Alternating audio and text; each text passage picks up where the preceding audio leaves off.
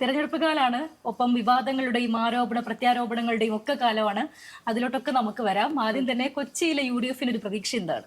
കൊച്ചി യഥാർത്ഥത്തിൽ ബേസിക്കലി ഒരു കോൺഗ്രസ് UDF-ന്റെ ഒരു ജില്ലയാണ്. 14 ജില്ലകളും കോൺഗ്രസിന് കയ്യിൽ അല്ലെങ്കിൽ UDF-ന് പിടിക്കാൻ പറ്റുന്ന ഒരു സ്ഥലമാണ്. കഴിഞ്ഞ 10 വർഷക്കാലത്തെ ഇടതുപക്ഷ ഭരണം അത് ജനങ്ങളിലുണ്ടാക്കിയ വലിയ പ്രശ്നങ്ങൾ, പ്രയാസങ്ങൾ ഇതെല്ലാം നമ്മൾ ഹൈലൈറ്റ് ചെയ്യുന്നുണ്ട്. അതുകൊണ്ട് തന്നെ ഇപ്രാവശ്യം 14 കിട്ടും എന്നുള്ളതാണ് ഞങ്ങൾ വിചാരിക്കുന്നത്. സ്ഥാനാർത്ഥി പട്ടിക പ്രഖ്യാപിക്കുന്നതിന് മുൻപ് വരെ നമ്മളെല്ലാവരും ഒരുപോലെ പ്രതീക്ഷിച്ച ഒരു കാര്യമാണ് സർവ്വം ദീപ്തം, അല്ലെ ദീപ്തി മേരി വർഗീസിനെ നയിക്കും കൊച്ചിയെ, അങ്ങനെ പല രീതിയിലുള്ള കാര്യങ്ങളൊക്കെ നമ്മൾ കേട്ടതാണ്, പോസ്റ്റർ ഉൾപ്പെടെ കണ്ടതാണ്.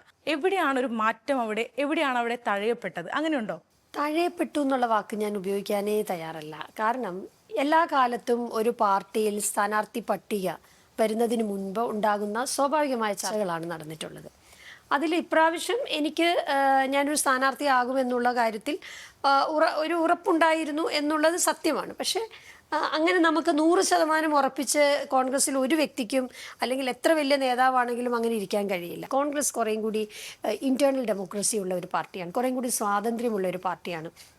ഇപ്പോൾ സിറ്റിംഗ് MLA-മാരെല്ലാവരും മത്സരിക്കുന്നു എന്ന് തീരുമാനിക്കുമ്പോൾ ചില MLA-മാർക്ക് മാറ്റണം എന്നുണ്ടെങ്കിൽ പോലും അവരുടെ ഒരു അഭിപ്രായം ആരായും, അവരുടെ ഒരു കാര്യം ചോദിക്കും എന്താണ് എന്നൊക്കെ ഉള്ളത്. അപ്പോൾ അത് കുറച്ചുകൂടി എന്താ പറയുക, ഫ്രീഡം കൂടുതലുള്ള ഒരു സമീപനമാണ് കോൺഗ്രസിനുള്ളത്. മറ്റു പാർട്ടികളെ പോലെയല്ല കോൺഗ്രസിലുള്ളവർക്ക് കുറച്ച് സ്വാതന്ത്ര്യം, ശരിയാണ്. അപ്പോൾ അങ്ങനെ ഒരു സ്വാതന്ത്ര്യം ലഭിക്കുമ്പോഴല്ലേ അത് വലിയ രീതിയിലുള്ള പരസ്യ പ്രതികരണങ്ങൾക്കും വിവാദങ്ങൾക്കും ഒക്കെ ചർച്ചയിൽ വഴിതിരിക്കേണ്ടി വരുന്നത്? സ്വാതന്ത്ര്യം ഉള്ളതല്ലേ നല്ലത്. അപ്പോൾ സ്വാതന്ത്ര്യമില്ലാത്ത രാഷ്ട്രീയ പാർട്ടികളോട് നിങ്ങൾ ചോദിക്കണം, അപ്പം അവർക്ക് പറയാൻ പറ്റും എന്താണ് അവർ അനുഭവിക്കുന്ന. സ്വാതന്ത്ര്യമല്ലേ എല്ലാവർക്കും വേണ്ടത്. നമ്മൾ ഒരു സ്ഥലത്ത് പ്രവർത്തിക്കുമ്പോൾ നമുക്ക് സ്വതന്ത്രമായി പ്രവർത്തിക്കാൻ പറ്റുന്നതും ആരെങ്കിലും ഡിക്റ്റേറ്റ് ചെയ്ത് അനുസരിച്ച് മാത്രം പേടിച്ച് പ്രവർത്തിക്കുന്നതും തമ്മിൽ വ്യത്യാസമുണ്ട്. ഞാൻ ഈ കോൺഗ്രസിൽ കാണുന്ന ഏറ്റവും വലിയ പ്രത്യേകത എന്ന് പറയുന്നത് ആ സ്വാതന്ത്ര്യമാണ്. പക്ഷെ മാം, അങ്ങനെ പറയുമ്പോൾ പോലും എല്ലാവിധ തയ്യാറെടുപ്പുകളും പൂർത്തിയാക്കിയിട്ടുണ്ടായിരുന്നു. അപ്പം സ്വാഭാവികമായിട്ടും ഒരു മാനുഷികമായ ഒരു വിഷമം നമുക്ക് സ്വാഭാവികമായിട്ടും ഉണ്ടാവുമല്ലോ. എനിക്ക് തോന്നുന്നു ചെറിയ തലത്തിലെങ്കിലും മാം തന്നെ അത് തുറന്ന് പറഞ്ഞിട്ടുണ്ട്. ഇതിപ്പം ആദ്യമായിട്ടല്ല, മേയർ സ്ഥാനത്തും ഇതേപോലെ തന്നെയാണ് സംഭവിച്ചത്. അപ്പം സ്വാഭാവികമായിട്ടും ആ ഒരു വിഷമം എങ്ങനെയാണ് ഓവർകം ചെയ്തത്? ഏതെങ്കിലും നേതാക്കൾ ആരെങ്കിലും സംസാരിച്ചിരുന്നോ? എങ്ങനെയായിരുന്നു? ഞാൻ KPCC-യുടെ ജനറൽ സെക്രട്ടറി ആയിട്ടിരിക്കുന്ന ഒരാളെന്നുള്ള ചിന്ത എപ്പോഴും എനിക്കുണ്ട്. ഞാനും നേതൃത്വത്തിൽ ഇരിക്കുന്ന ഒരാളാണ്.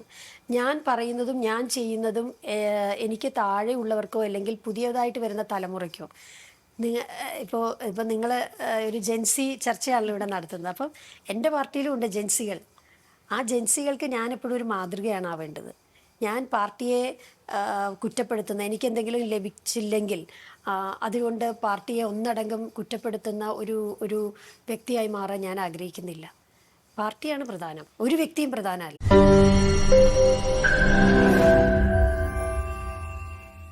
ലോകത്തെവിടെയായാലും ഏത് സമയത്തും 24 വാർത്തകളും ഓഗ്മെന്റഡ് റിയാലിറ്റി പാക്കേജുകളും എക്സ്പ്ലെയിനറുകളും വിശദമായി കാണാൻ ഞങ്ങളുടെ YouTube ചാനൽ നിങ്ങൾക്ക് സബ്സ്ക്രൈബ് ചെയ്യാം.